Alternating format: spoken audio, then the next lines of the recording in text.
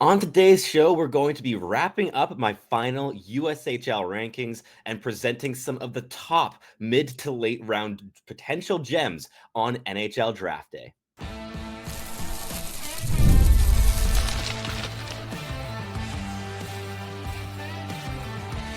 You are Locked On NHL Prospects, part of the Locked On Podcast Network. Your team every day. Hello, and welcome back to Locked On NHL Prospects, part of the Locked On Podcast Network, your team every day. On this show, we break down everything prospects related for you 5 days a week, Monday through Friday. I'm your host, Sebastian High, the USHL scout over at Elite Prospects, and on today's episode, we're going to be wrapping up the top 50 rankings that I had for the USHL going into our final draft ranking meeting at EP that happened last weekend. So our rankings are now fully finalized. The draft guide is on the horizon. It's going to come out in very early June. So keep your eyes peeled for that. It will definitely make an announcement here on the show as well when that is live. But for the time being, we're just going to be going through the USHL players. So my neck of the woods, my region here that I've been covering this season. And in the first segment, we'll be looking through players ranked 21st through 30th as we broke down the full top 20 on yesterday's episode, which is linked in the description down below if you haven't already watched it or listened to it. And then in the second segment, we'll keep things going with picks 31 through 40. And finally, of course, number 41 all the way to 50th in my rankings. These are the players I think really do deserve some attention at the draft. And I had a couple last cuts as well from this list of maybe like 56, 57 players that were in contention of players that I still think have real like shouts to being drafted in the later rounds on draft day, but you have to make some cuts in these rankings. So I did just that. So the way that today's episode is going to be rolling is quick fire breakdowns of each of these players, how they play, what they bring to the table, what makes them an interesting target on draft day. So without further ado, sit back, relax, enjoy the show, and let's start digging into these potential mid to late round gems on draft day. Kicking things off here at number 21 on my rankings. If you're watching on YouTube, the rankings are now on your screen as well. I'll be switching over to the other document for picks 33 to 50. But for the time being, it's still the same one that you saw if you watched yesterday's episode. So at number 21, we have Brady Peddle of the Waterloo Blackhawks, a really physical, pretty mobile left shot defenseman who's playing bigger and bigger minutes as the year wore on and played a really big role on Waterloo, bringing them all the way to the final potential game of the season, game 5 of the final in the Clark Cup against the Muskegon Lumberjacks. It was a 2-2 tied series, game 5 in Waterloo, and Brady Peddle played more than 3 minutes more than any other skater for Waterloo. He was the trusted guy on the blue line, and what he brings is just spirited physicality, a lot of, I think, runway as well in terms of refining his habits. He's very, very aggressive. He was over aggressive quite a bit, especially in the playoffs when things got super heated, chasing some hits, taking himself out of position. But the foundation of mobility and physicality and really solid passing ability that was really also leading to some more offense in the playoffs. He scored 10 points in 15 playoff games after having 10 points in 50-something games in the regular season. So real big jump there in production for this player. So he's at number 21 and a player that I could see getting picked between 88th and 95th overall there in the tail end of the third round. At 22, we have an overager, an Aidan Park, a two-way center who was playing with the Green Bay Gamblers this season before getting, I think, 2 or 3 games in with the Calgary Hitmen in their playoff run. Very unusual kind of path there, but he's a commit to college next season. And now with the new NCAA decision, you can make that decision as a USHLer to have a little coffee break in the WHL before going to college. And he just works very hard. He's very intelligent, always in position. He's a guy that I think could just be a really solid and reliable bottom 6 center. Not too much upside, but a pretty projectable overall style of game. At number 23, we have one of my favorites in this draft class, and that's Ryan Rucinski of the Youngstown Phantoms, a player who's outperformed Adam Barak in a lot of my viewings of theirs this season. And I have him in that 90 95 to 110 range because he's incredibly hardworking. He's quite undersized, but he's constantly popping out of traffic into space to get the puck, always seeking out contact in traffic when he's on puck, driving right down the middle of the ice, going through hands and sticks. He's a very direct kind of attacker, and I think that he's going to be a pretty much plug-and-play top six guy in college hockey next season. And while he is a bit older for the draft class here this year, he is just a first-time draft eligible, and I think that there's a lot of value in taking this swing in the middle rounds with the boom potential, especially with his game being so tailor-made for college. That's going to be one transition that's eased, and of course he's going to have to get a little bit more physical, stronger on his feet, bit more dynamic on puck in order to crack the NHL, but I see a pathway for him to do so. At 24th, we have Richard Baran, a left shot defenseman from Des Moines. He's a guy I have in that 100 to 115 range on draft day. Very mobile. The mobility carries him a lot. He's another like D+1 overager, and he's an 05 birthday, so on the older end as well of the D+1 age group. He was the 7th defenseman for Slovakia at the World Junior Championships this season, so some limitations in how much game time he was getting there internationally, but domestically with Des Moines and having played, I believe, in the BCHL last season as a draft eligible, took a really big step in quality of competition this year and did really, really well. Very dynamic in his offensive activations, really quick give and goes, moving into space, dangerous release, pretty good playmaker, showing a lot of different abilities, I think, that will translate quite nicely to the college game, where he's going to Arizona State University, which I believe is going to be a program where he fits in very nicely with that activation style from the blue line. At 25th, we have Nicolas Sykora of the Sioux City Musketeers. He's a very skilled player. If you want to go pure skill in the mid to late rounds, he's a pretty solid option. I have him as like a 4th round candidate, and he has a very good shot. The handling have had some flashes, and there's a decent amount of engagement with him overall, but I've also seen stretches of passivity. So you're not getting the most consistent motor at this point, but he's pretty raw. He has some runway. He's going to take like 5 years before he can compete for a spot at a training camp, but he could cement himself as like a 3rd-line scorer if he really hits. At number 26, another potential like 3rd-line scorer if he really hits is Bruno Idzan of the Lincoln Stars, another overager here who came over from Croatia and just started potting goals left, right, and center in the USHL. He's a very clever off-puck mover, not dynamic at all on puck. Like the skating, the stamina, the agility are all weaknesses in his game, and the motor still has a ways to go to kind of match the overall competition he's facing here in North America. But what he does do extraordinarily well is find pockets of space in the offensive zone, separate from defenders, and get shots off in tight. So there's some projectable qualities there to the goal scoring. He's just not the biggest like impact player in various areas. He's a bit single-minded in that sense, but still a guy that can bring them some physicality on the forecheck and has a lot of runway, I think, in terms of refining his game, having been, well, developing in Croatia for much of his career, where things are just not quite as refined in terms of developing talent like they are in North America. So he's doing some catch up here in the USHL. At 27th, a player from the worst team in the USHL, the only player of theirs I have ranked, and that is Mikhail Katin of the Omaha Lancers. I have him ranked between 115th and 140th.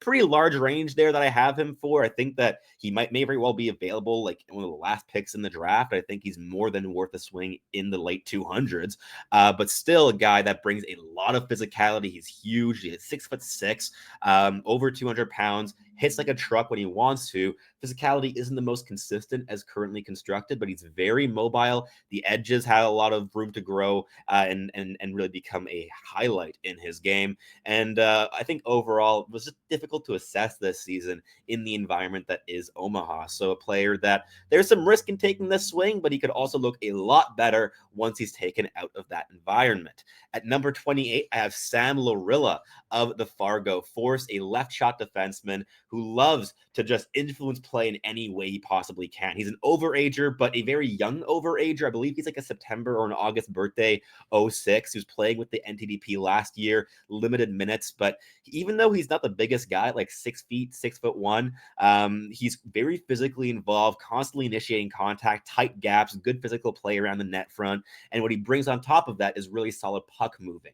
He's not overly complex in what he does, but he's very, very effective and always tilted the the ice in Fargo's favor when he was on. So he's a guy I'd be very happy taking a swing on there in the 4th or 5th rounds, a player that just could bring you like a really, really solid like number 5, number 6 defenseman mold at the next level who just tilts the ice in your team's favor.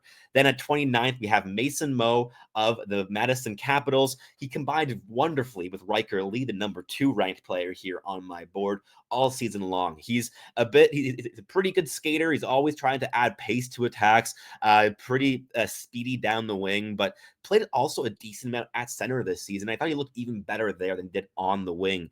I'm not sure how much he's played center prior to this year, but he started the season on the wing and then just progressively became more effective down the middle, just bringing consistent energy, simplifying his game as the year went on, not trying to do too much with the puck on his stick, and realizing that he had 2 wingers to just constantly bring into play, with Riker Lee bringing that constant level of skill, and Bobby Cowan, and another overager who probably deserves a draft slot as well, who I have ranked, bringing a real like net drive, like physical element as well to that line. And I think Mo's a player that could become a solid like a bottom 6 piece, but he's going to have to find a true identity in order to forge an NHL role. Finally, for this first segment, we have Danny Klaers, a right shot defenseman who skates like the absolute wind from the Muskegon Lumberjacks. And by the end of the season, on the end of that playoff run to winning the Clark Cup in the end of the season, Danny Klaers was playing significantly more minutes than a guy like Luka Radivojevic was, who's gotten a lot more like hype this season as a draft eligible. But I think with Klaers, you get more projectable physicality, you get better skating, even a bit less in terms of refinement of transition passing and offensive activations.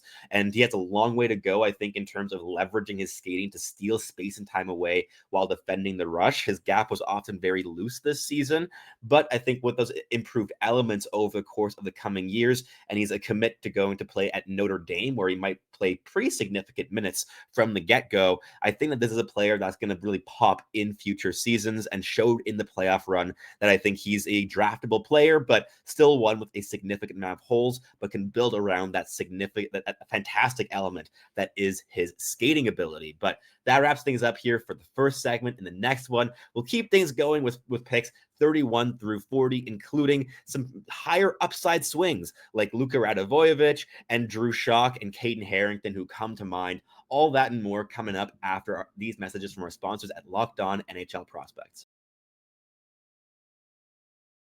Looking for a snack that's both delicious and nutritious? Crack into a good source of protein with Wonderful Pistachios.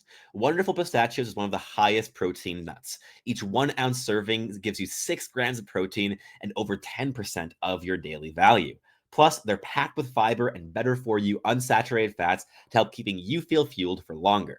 Personally, I love the no shells variety. It's the perfect grab and go snack for my busy days. Whether I'm at my desk, on a road trip, or just need that quick protein boost, they're always my go-to. And if you love cracking open every shell for that satisfying crunch, the in-shell variety are a classic favorite. Get snacking and get cracking with the snack that packs a protein punch. Visit wonderfulpistachios.com to learn more. All right, let's keep things rolling here with picks 31 through 40 on my USHL board. Kicking things off with William Belle, a power forward from the NTDP, playing a checking role most of the season. And he's a guy that brings energy, checking ability, physicality, and a lot of physicality, and some flashes of handling skill. The overall puck skills did not really develop over the course of the season in my viewings. There were some flashes early on, and then not much was kind of built on that. So he's mainly a like 4th line power forward checking kind of projection, but he has a more linear path to playing NHL minutes than a lot of other players ranked below him here. At 32, we have a 2-way center that I like a lot, especially in my late season viewings after he got traded from Waterloo to Fargo, and that's Matthew Lansing. Also played a decent amount with the NTDP, including at the U18 World Championships, and playing a 4th line role, just steadying the boat.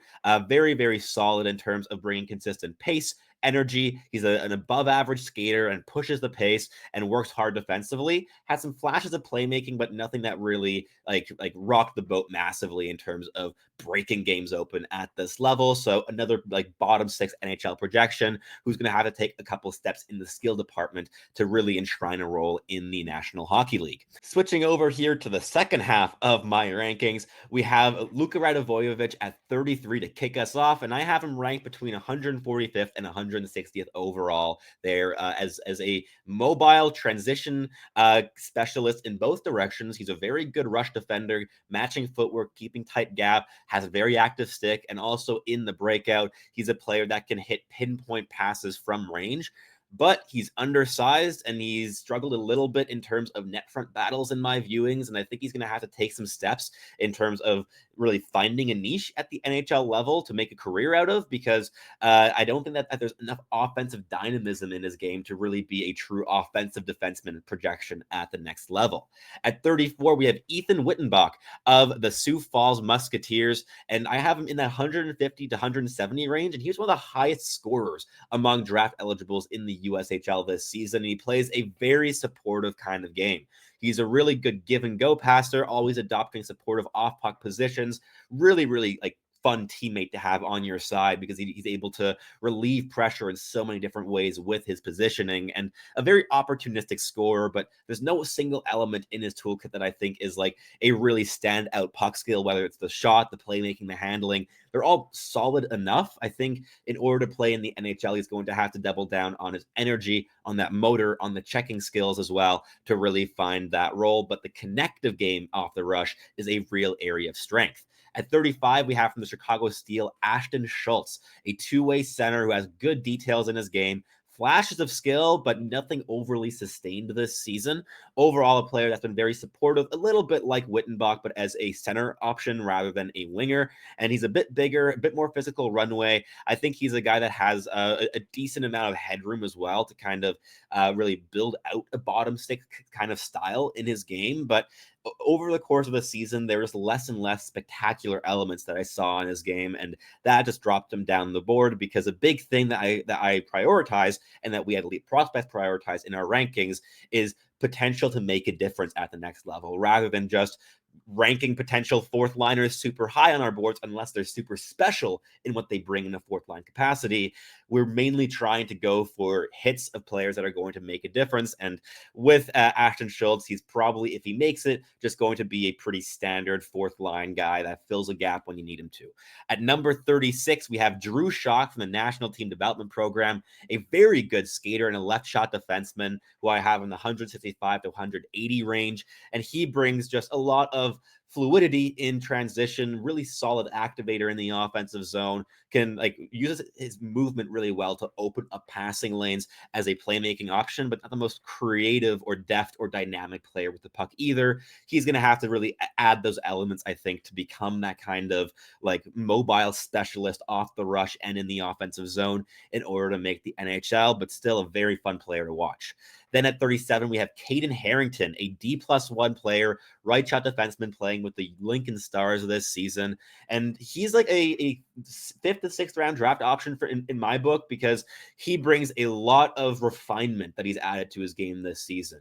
Last year, physicality was not the biggest strength in his game, but this season he's become a really solid defensive player, but also the offensive connective game is just very proactive, very solid, nothing overly dynamic in terms of playmaking skill, but a very, very like projectable player in how he moves the puck around the ice in all three zones, and could fill a bottom pairing role in the NHL someday.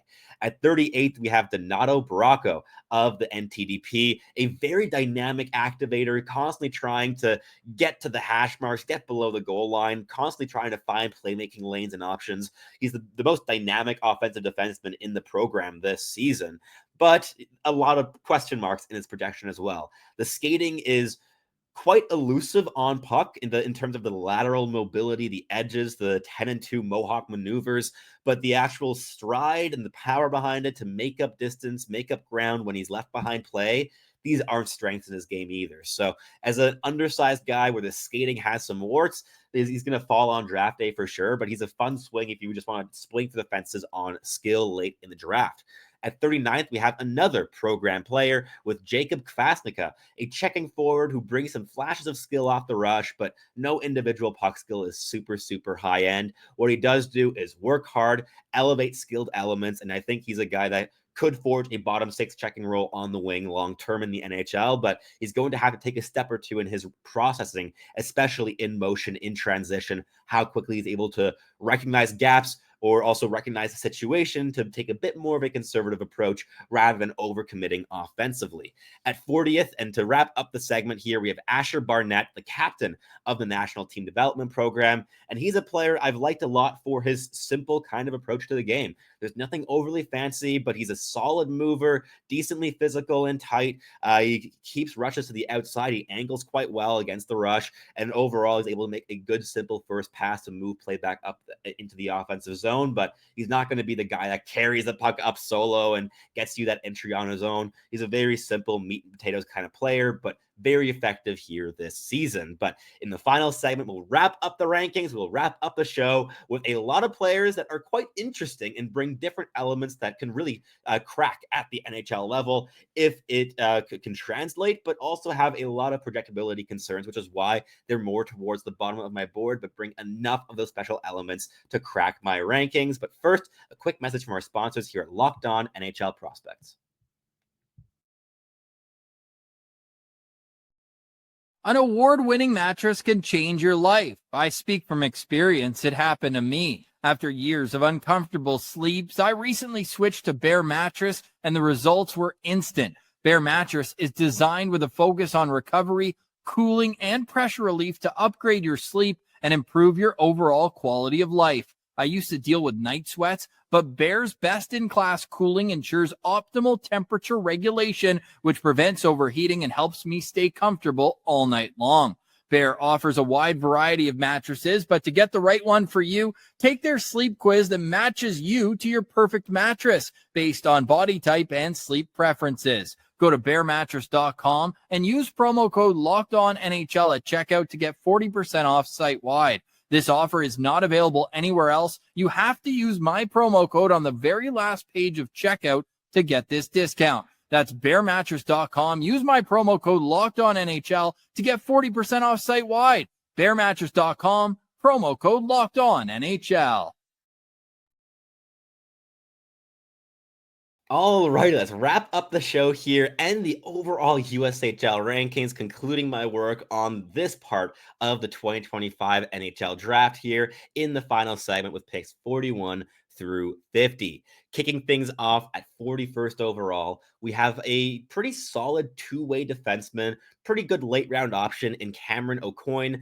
Played really solid minutes down the stretch there in Fargo after being traded from the Muskegon Lumberjacks in a trade that influenced Muskegon massively to their road to the Clark Cup final. I believe it was an almost one-for-one trade for Finn McLaughlin, and that has worked out wonderfully for Muskegon very clearly. But what Aucoin brings to the table is just solid two-way play. He's a good puck mover. I've liked the passing ability more and more throughout the season as it progressed, but he brings good mobility and physicality against the rush, tight gaps, channels of rushes towards the outside to the perimeter, really good kind of like middle lane defender. So he's a guy I think deserves a late round swing by an NHL team. And at 42, we have Richard Gallant of the NTDP playing on the top line all year long with Jack Murtagh and Cole McKinney. And he's a really intelligent play connector. Nothing overly special, I would say, in his tools individually. He's an above average passer, but the skating, the physicality, the shooting, the handling, none of these elements are really high end in any NHL projection. But what he is highly intelligent, really solid awareness, good support player, good supporting habits, always adopting positions to be an outlet option off the rush. And overall, he's able to get a lot of points this season as well by just constantly supporting those higher end players on that team. And he's a guy that is kind of like a light version of Gabe Perreault. Does not have the same dynamism at all in his playmaking ability, but he wears the same number that Perreault did in the program, number 4, playing on that top line as a tertiary element on a really solid first line there with the program. But in terms of NHL projection, I think he's going to have to take a step or two in the playmaking, the skating, and physicality departments to really crack it at that level.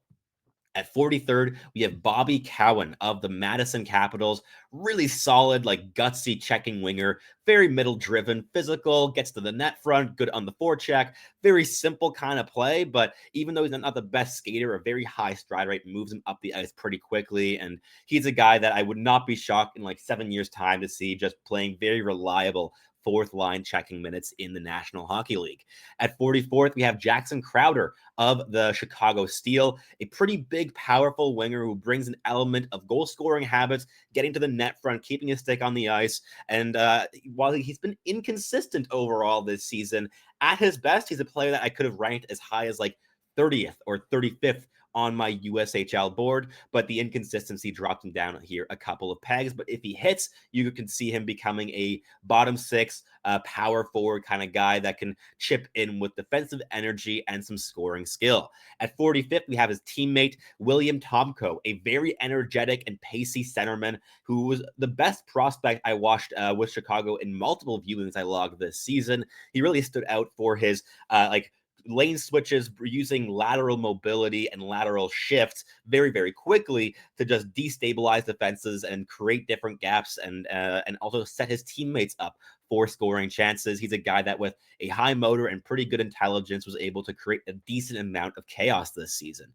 Then we have another Chicago Steel player with Blake Vanek at 46th, where at this point, all these players are guys I have as like 7th round options, ranked between 200th and 224th overall. And Blake Vanek is extraordinarily raw. He is, yes, the son of Thomas Vanek. I know I'm feeling old already by acknowledging that, but yes, Thomas Vanek's son is a draft eligible already this season. And what Blake does is he has a very hard shot, and everything else is extraordinarily raw. The skating needs a lot of work. The physical habits need a lot of work. But he was playing high school this entire season and only got his cup of coffee in the USHL at the end of the campaign. I think with some time, he could really develop into an interesting bottom six scoring power forward, but he's going to need at least like 5 or 6 years to get to that kind of point. But the NHL lineage is definitely going to be on his side in terms of getting a selection on draft day. Plus, he's huge, which never hurts either. Then at 47th, we have Mason Kraft, another high school player who played a little bit in the USHL at season's end. He's a left winger, and he's really showed a lot of dynamism at the high school level. Flashed that ability as well in the USHL. Very intelligent, pacey thinker, heavy shot. He's a bit undersized, but the motor has been pretty good. The pace has been pretty solid. Overall, though, I think that there's a slight lack of cohesion still in his game to project him in a linear fashion to an NHL role, but the skill is here. If you want a late round skill option from the USHL, he's one of the best ones, I think, in terms of like 7th round availability. Then at 48th, we have Conrad Fondrk, a player I know I'm going to get some questions about of having this low on my board, playing with the NTDP this season, missing the last like 3 months of the campaign to injury. He's a guy that when he's on his game is able to flash a real level of dynamic ability off the rush. The playmaking flashes have been quite bright, but I have real concerns of his combination of subpar skating, very subpar physicality, and constantly being forced to the perimeter. He's very much a perimeter playmaker, and the handling skill I don't think is all that special in terms of really evading contact and being able to layer it in through pressure, through contact. Overall, I have trouble seeing how his skill is going to translate to the NHL level. I think he's going to become a decent enough college scorer. It's going to take him maybe 2 or 3 years to get to that point, but the skill is definitely there to score in the NCAA. But in terms of that next level projection, with limited pace, limited defensive impact, and no tool that I think stands out as well above average in projection, I have some doubts here, but I'd love to hear from other opinions down below in the comments as well. At 49th, we have Ethan Weber of the Lincoln Stars, a pretty simple right shot defenseman who plays a game with relative physicality and active stick against the rush, angles players to the outside. Nothing overly special, like the passing and the handling are subpar, but a very, very just reliable kind of piece. So he's a guy I could see taking a swing on in the later rounds of the draft, but not a player I would be rushing to the podium to select either. Then finally, to wrap up the rankings and to wrap up the show, at 50th overall, we have the younger brother of Chicago Blackhawks prospect Martin Misiak, Alex Misiak. He was playing with the Waterloo Blackhawks this season, but he missed the playoff run because he was playing internationally as well at the U18 Worlds. But I have him ranked as like a late 7th round option because he has a level of runway in his physical game and is relatively intelligent. He's always scanning the ice, his head's on a swivel. But what I've lacked in my viewings has been just sustained skill and being forced to the outside and not being overly middle driven and being very inconsistent in how he's been able to leverage his physicality. So my viewings have not been the most consistent this season, but I've seen flashes of NHL caliber talent. So he made his way in on the final slot of my rankings. But that wraps things up here for us today. I would love to hear from you down below in the comments. What are your thoughts on the USHL draft class this season? If you've watched any one of these players, I'd be very curious to have conversations down below. And if you're listening on your favorite podcasting platform, please do make sure to make us your first listen of the day. For your second listen of the day, you can head on over to Locked On Fantasy Hockey, where Flip and Steel break down everything you need to know to build yourself a sustainable and competitive fantasy roster. I'm your host, Sebastian High. Thank you so much, as always, for tuning in here, and I hope to catch you listening again very, very soon.